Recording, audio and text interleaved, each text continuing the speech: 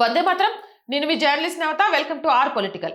Iran అంటే ఒక్క Israel భయపడుతుంది అని సాధారణంగా అందరూ అనుకుంటారు, కానీ అది నిజం కాదు. ఇరాన్ అంటే ఇజ్రాయెల్ కంటే తోటి ఇస్లామిక్ దేశాలైన గల్ఫ్ దేశాలు కూడా బాగా భయపడుతున్నాయి. ఇరాన్ బలపడితే తమ దేశాలను ఆక్రమిస్తుందని, తమ మీద జులుం చేస్తుందని భయపడుతున్నాయి. ఈ మాట నేను కల్పించి చెప్తుంది కాదు, స్వయంగా సౌదీ యువరాజు మొహమ్మద్ బిన్ సల్మాన్ ఒక ఇంటర్వ్యూలో చెప్పారు.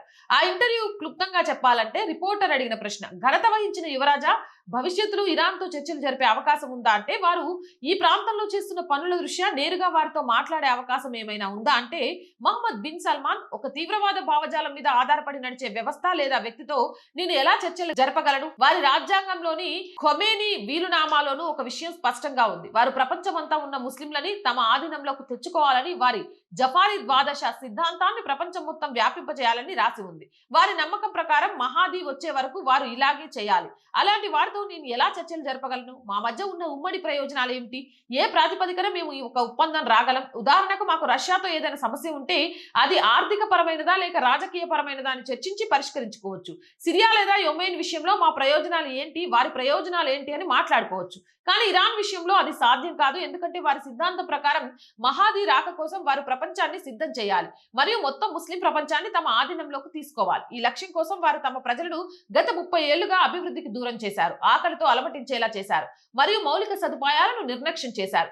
వారు రాత్రికి రాత్రి తమ ఆలోచన విధానాన్ని మార్చుకోరు. ఒకవేళ అలా మార్చుకుంటే ఇరాన్ లో ఆ ప్రభుత్వానికి ఉన్న ప్రాముఖ్యత పోతుంది. మరి ఇలాంటి వారితో మేము ఎక్కడ కలవగలం? దాదాపు అది అసాధ్యం.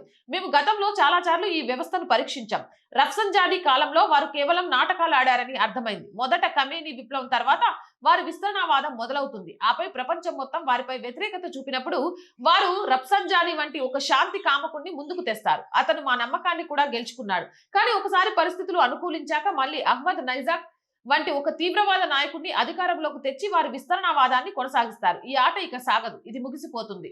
ఒకే రంధ్రం నుండి విశ్వాసి 2 సార్లు కుట్టించుకోడు. మేము ఒకసారి కుట్టించుకున్నాము, రెండోసారి అది జరగదు. మాకు తెలుసు, ఇరాన్ ప్రభుత్వానికి ప్రధాన లక్ష్యం ముస్లింలందరికీ పవిత్రమైన కిబ్లా అంటే మక్కాను చేరుకోవడం.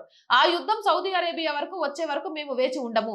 ఆ యుద్ధం వారి దేశంలో జరిగేలా మేము చూస్తాము. అంటే దీనికి సంబంధించిన ఇంటర్వ్యూ కూడా మీరు నేషనల్ ఛానల్లో ఉంటుంది, కావాలంటే ఒకసారి చెక్ చేసుకోవచ్చు. సౌదీ యువరాజు ప్రధానంగా ఇరాన్ రాజకీయ మరియు సిద్ధాంతపరమైన విశ్లేషణ గురించి మాత్రమే మాట్లాడారు.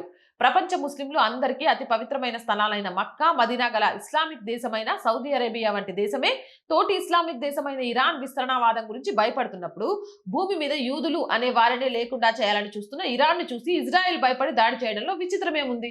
ఇజ్రాయెల్ అమెరికా కలిసి నెల రోజులుగా దాడి చేస్తున్నా ఇరాన్ తట్టుకొని నిలబడి ఎదురు దాడి చేస్తోంది. అంటే ఇన్ని దశాబ్దాలుగా ఎన్ని బలమైన ఆయుధాలు పోగిస్తుందో అర్థం చేసుకోండి.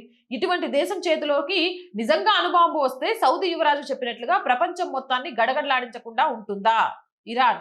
ఇజ్రాయెల్ అమెరికా కలిసి అమాయక ఇరాన్ మీద దాడి చేస్తుందని బాధపడుతున్న వారందరికీ ఈ వీడియో అంకితం. అండ్ రోజు చెప్తుందేనండి, R group of channels, R voice, R political, R Sanskriti, 3 మన ఛానల్సే. So please subscribe our channels. Content బాగుంది అనిపిస్తే లైక్ చేయండి, షేర్ చేయండి. ఆర్థికంగా 1st తారీఖు వచ్చిందండి. జీతాలు కానీ రెంట్ కానీ ఇప్పుడు ఆర్ వాయిస్ని మీరే ఆదుకోవాలి. సో ప్లీజ్ మీకు తోచిన సహాయం చేయడం ద్వారా ఛానల్ని నిలబెట్టాలి అనే మా కళకు సహకారం అందించండి.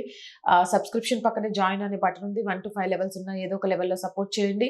లేదా స్క్రీన్ మీద గూగుల్ పే, ఫోన్పేతో పాటు అకౌంట్ డీటెయిల్స్ ఉన్నాయి. మీకు తోచిన సహాయాన్ని అందించండి. వ్యాపార ప్రకటనల కోసం 8328500576 నెంబర్ని సంప్రదించండి. జై హింద్, జై భారత్.